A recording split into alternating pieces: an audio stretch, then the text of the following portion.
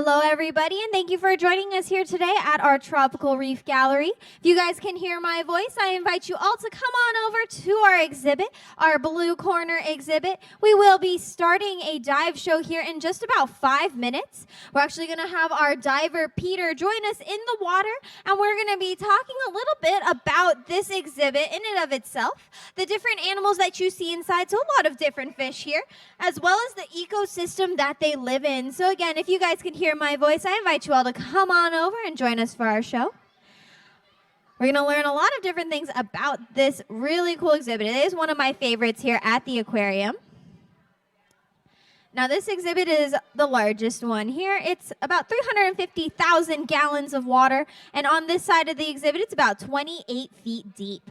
So when you look down there, there's a lot of space for these animals, and there's a really big area for them to swim around and just live their lives having a good time. If you guys look to the right side of our exhibit, you'll actually start to see some human flippers up there. Those are just from our divers joining us here in the water. Divers do dive with teams or with a partner. This is for safety purposes. Now, during the show, if we are in that front row area here, I am going to ask that we all either stay against the railing or take seats on the ground to make sure that everyone can see if other people join us here. So this exhibit is based off of a real coral reef.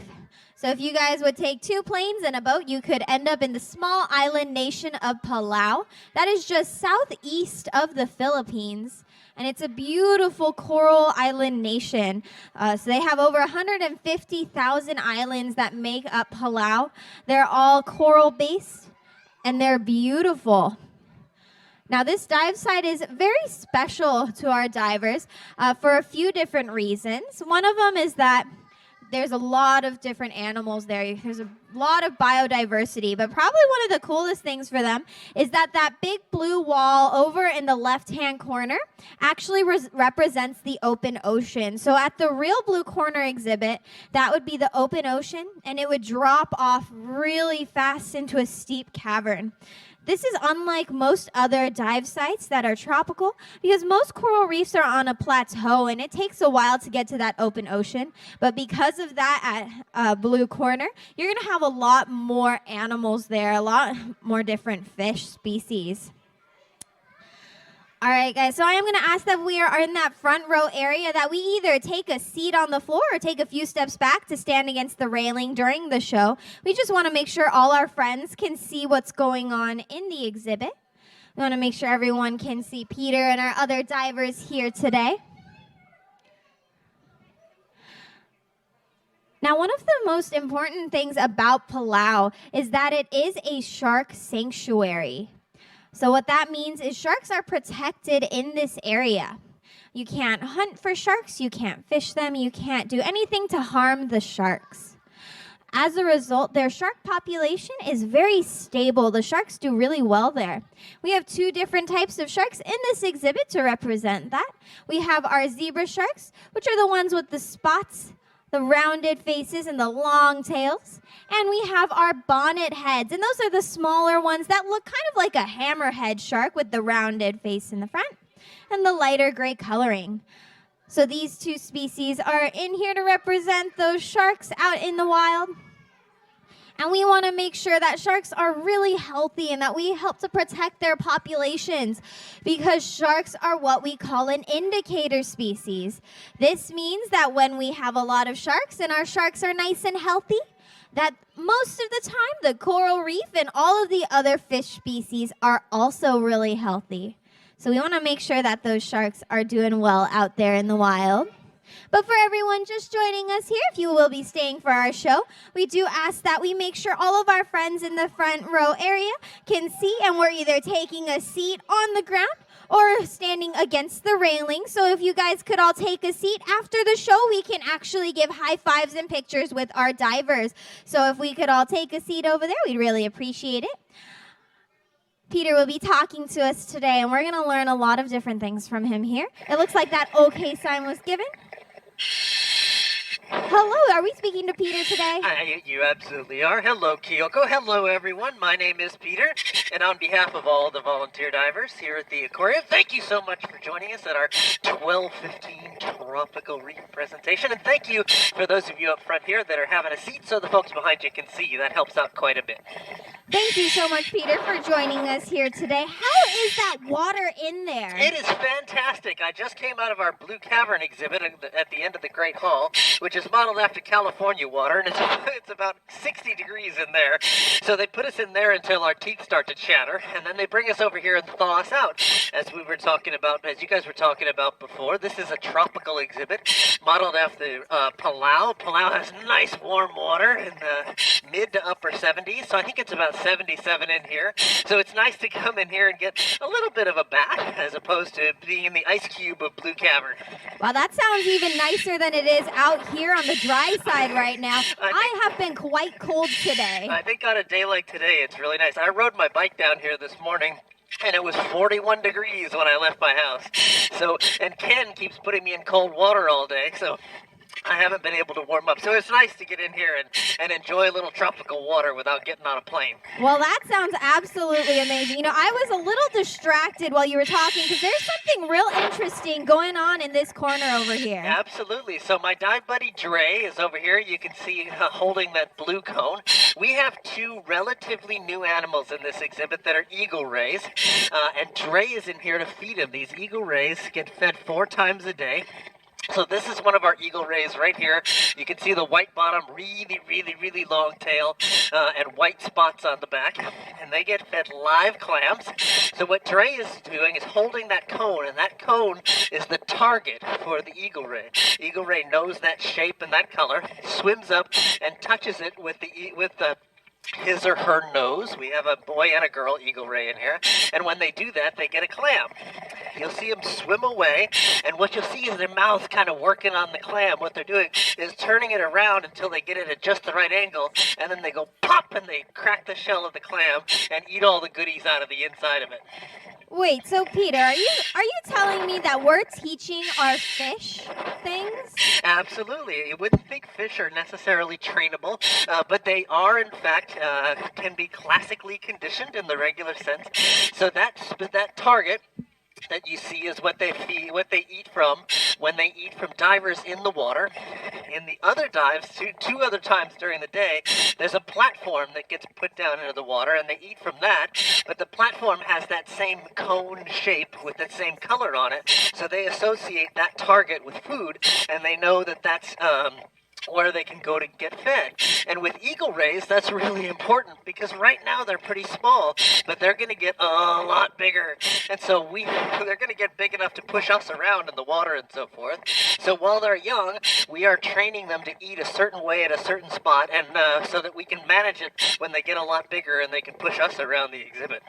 It's so cool to know that our fish here are smart enough to be taught to go to specific places. And you know, our eagle ray is part of a family called the cartilaginous fish. If you guys touch your nose or your ears, they're kind of soft and squishy. That is the same substance that makes up the bodies of our rays and our sharks. And we were talking a little bit about our sharks earlier and how they're so important to coral reefs, and they are an indicator species, as our zebra shark goes right above you right now. Great timing, kid. You're going to be a star in Hollywood someday. Definitely will be. She is a beautiful animal. But let's talk a little bit more about her. You know, I see them taking naps on the bottom of their exhibit. I thought that sharks had to swim to be able to breathe. What's going on? Some sharks do have to swim to be able to breathe. In fact, our bonnetheads, there's one of them swimming back here right now. Our bonnetheads are a kind of shark that has to swim all the time to breathe. So you guys probably know that we breathe air, fish breathe water. In order to breathe, they have to flow water over their gills. Sorry, sweetie, I didn't mean to disturb you. They have to flow water over their gills, and there's 2 ways they can do that. They can swim through the water with their mouth open, and the water flows over their gills, and they can breathe that way. Or, if they're laying still, they have some muscles and spiracles. They can pump the water over their gills without having to swim around. Our bonnet heads are the kind that have to swim all the time in order to breathe. The zebras are the kind that can lay on the bottom or hold still and pump the water over their gills. And that, Kyoko, is how you know if I ever came back as a shark, I would come back as a zebra shark. Could you imagine not being able to take a nap? I would not be happy. I am a nap person. I'm a big fan of naps. Absolutely. Now, if you guys take a look at our sharks or even our rays, if you look right behind their eyes, you'll see another hole. And that is that spiracle that Peter was talking about. That's what pumps that water over their gills. You can see on this cownose ray right up here, they have a big hole there that's pumping that water. But you know, we don't just have cartilaginous fish in this exhibit, we also have bony fish, which is the vast majority of fish. And one of them in here specifically is all of our favorites, and that is this funny little guy that is just swimming right there with Peter. This is Bubbles, as you can see. So Bubbles is one of the 5 spadefish or batfish that we have in this exhibit. But Bubbles is the only one of the 5 that's obsessed with divers' bubbles. So during the feed dives, he's off eating, and there's nothing. We don't see much of him. But during these 12-15 dives, when he doesn't really have the opportunity to get any food, he loves to swim in and out of divers' bubbles. And we don't know why. I mean, is he trying to eat them? Is he just not figuring out that it's not food? Does it tickle his gills a little bit? Is this the version of this is a batfish jacuzzi, like he's relaxing at the end of the day? We don't really know. We keep emailing him the question and he won't write us back. But it's a great example of the fact that we think of, we see a whole school of fish and they're all about the same size and they have the same coloration, and it's easy to think of them sort of monolithic animals, but they do in fact have individual personalities. Bubbles is the only one of the fish in this exhibit that has this particular obsession. Now, I don't shut up long enough to not make Bubbles, but some of the other divers say if they hold their breath for a little bit, Bubbles will actually get impatient and knock them on the head to make the bubbles come out. So he's a lot of fun.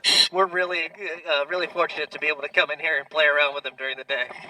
You know, it's really interesting for you to say that he's the only one that does that Bubbles is the only one with this type of personality, because when we think of fish, we don't necessarily think of personality. We don't think they're all that different from each other. But you guys, it's so important for our divers to know these personalities, because it is one of your jobs here to know that. Isn't that right? Absolutely, Kyoko. So there are about 160 volunteer divers. There are about a dozen or so paid divers that are aquarists and husbandry staff and so forth. And there's only a handful of veterinary staff. There's 1 full-time vet and 1 part-time vet. So when you look at those numbers, you realize that the folks that get to see and interact with these animals the most, the eyes and the ears, are the volunteer dive staff. So we keep an eye out on the animals. We try to look for injuries and so forth. We get to know their personalities a little bit. So if a couple days in a row we were in here at our 12:15 and Bubbles wasn't showing up and taking his little bubble bath in the afternoon, we would probably know there was something wrong, and we'd want to point that out to the scientists that maintain the exhibit so that our animals can get the kind of care that they need. Yes, our divers help us make sure that our animals get the most care that they need, but they do so much more for us. I mean, if you look behind Peter right now, our divers are doing some awesome things. They're helping to clean as Peter gets hit in the face by our eagle ray right here. I am neither a clam nor a blue cone, so I'm not sure whether they're very voracious feeders, and Dre has now moved out, so she must have fed all the clams that she has. So they're roving looking for more opportunities, I'll tell you that. See, these animals, they know that our divers are doing the most for them. So besides just watching out for our animals to see if they're okay, our divers also will feed the animals like you saw in the corner. They'll also clean like you see going on in the back. And they'll also give us these awesome presentations like Peter's doing right now. So let's give a big round of applause to our divers for all the work that they do for us here. But our exhibits look pretty great. You guys think the exhibits look pretty great in here? Yeah? I think so. And you know what? This is a great representation of what a coral reef would look like out in the wild. Now, Peter, have you ever gotten the opportunity to see a coral reef before? I have. In fact, I have been at Blue Corner, the exact dive site that this exhibit is modeled after.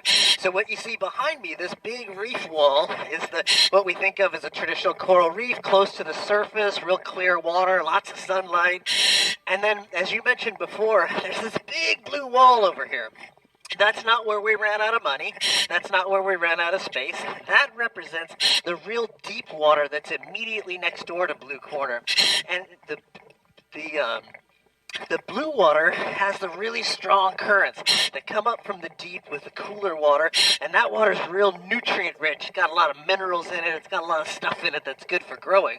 And those powerful currents sweep up and wash over the coral reef at the top. And it's that concurrence of those two things that produces this absolute explosion of life. So I have been to the real Blue Corner, and I can tell you this is a terrific representation of it, not only because of the geography of it, but also because of the animals that you would typically find at Blue Corner. Yeah, so this is a pretty good representation, we would say, of that coral reef out there. But you know, the coral reefs all over the planet, they're not going to look as nice as ours, and they're not necessarily doing that well out there. And this is not just because things are changing, but it's really because of us. We're doing a lot of things that are affecting coral reefs and a lot of other ecosystems, and that includes climate change and pollution. So our waters are heating up too much, and our corals are uncomfortable and can't live there anymore. And there's pollution that's making it hard for them to grow. So Peter, what are some things that our guests here can do to help to improve those conditions for our coral reefs? Well, Kyoko, especially when we think about coral reefs and we're thinking about places that are like half a world away, it's easy to think, oh, there's nothing I can do to help. But the kinds of things we can do here are use a little less electricity. Turn off that light, turn off the TV when you're not in the room. If you have the opportunity, carpool, take the bus or ride your bike instead of driving your car. Those kinds of things that can reduce your energy expenditures are the same kinds of things that can reduce our carbon output, and that can help corals even though they're half a world away. The great bonus to that is a lot of that stuff also saves you some money, which you can come back and spend here at the Aquarium of the Pacific, and isn't that fantastic? Oh, that sounds like a lot of fun, coming back here and seeing all of these fish. But those are all very small and easy things that you can do. And another thing you guys can do, I have a question for our guests actually. Have you ever put sunscreen on before? Has anyone here put on sunscreen before? All right, I'm getting hands from everyone out here. Well, if you look at your sunscreen bottle and it says oxybenzone or oxatate on there, that is actually a toxic chemical to our corals. So if you see that on your sunscreen, you can maybe switch it out for one that says zinc. And zinc is not harmful to reefs, and it protects us just as well from the sun. So we just recommend doing those small things that can help to make a big difference in the long run. But you know, I do have one last question for Peter here today. Yes, ma'am. Do you happen to have time to take some pictures with our guests here? Absolutely, Kyoko. One of my favorite parts of the dive. So folks, on behalf of all the volunteer divers here, on behalf of Kyoko and the whole education department, thank you so much for joining us at our 1215 Tropical Reef presentation, and we hope you enjoy the rest of your day here at the Aquarium of the Pacific. Thank you, Peter, and thank you everybody for joining us here.